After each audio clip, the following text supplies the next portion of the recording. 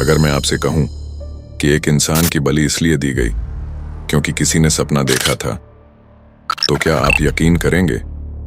और अगर मैं ये भी कहूं कि कातिल कोई अजनबी नहीं बल्कि वही था जिसे पीड़ित सबसे ज्यादा भरोसा करता था।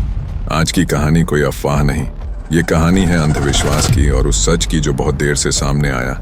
साल 2014, असम और बंगाल की सीमा के पास एक छोटा सा गांव, जहां रात जल्दी उतर आती है और सवाल कभी नहीं पूछे जाते। यहां रहता था 35 साल का रमेश मंडल, सीधा, शांत और हर किसी की मदद करने वाला इंसान। एक रात रमेश अपने घर से निकला। कहाँ गया? गांव के ओझा ने बुलाया है, किसी बीमार बच्चे के लिए पूजा करनी है। उस रात के बाद रमेश वापस नहीं लौटा। सुबह तक गांव में सन्नाटा था, शाम तक डर। इस गांव में एक आदमी था जो सबसे ज्यादा जानता था और सबसे कम बोलता था। उसका नाम था हरियप्पा। पुलिस आई, सवाल पूछे गए, पर जवाब सबके पास एक ही था, हमें कुछ नहीं पता। तीसरे दिन गांव के बाहर जंगल में एक अधजली लाश मिली। पहचान रमेश मंडल। हरियप्पा ने देखा था रमेश को बुलाया जाना। उसने सुना था बलि की बात, लेकिन उसने कुछ नहीं कहा। पोस्टमार्टम में कुछ अजीब बातें सामने आईं।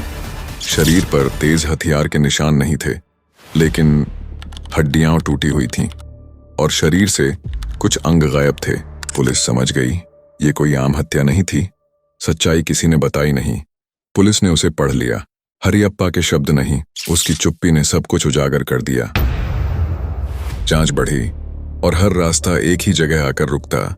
गांव का ओझा, नाम कमलकांत।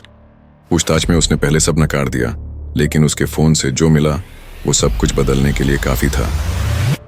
फोन में थे वीडियो, मंत्रों की रिकॉर्डिंग और एक मैसेज, सपना साफ है, बलि अपने ही खून की देनी होगी, तभी शक्ति पूरी होगी। यहां तक कहानी सबने सुनी है, लेकिन असली ट्विस्ट अभी बाकी था।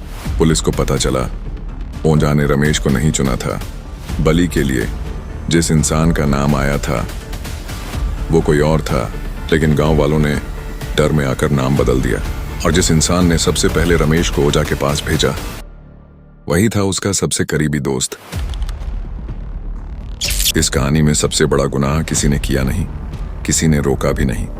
इस केस में ओझा को सजा मिली, कुछ गांव वाले जेल गए, लेकिन सवाल आज भी जिंदा है, क्या यह हत्या अंधविश्वास ने की थी या इंसानों ने अंधविश्वास का इस्तेमाल किया? क्योंकि सबसे खतरनाक तंत्र मंत्र नहीं होता, बल्कि डर होता है।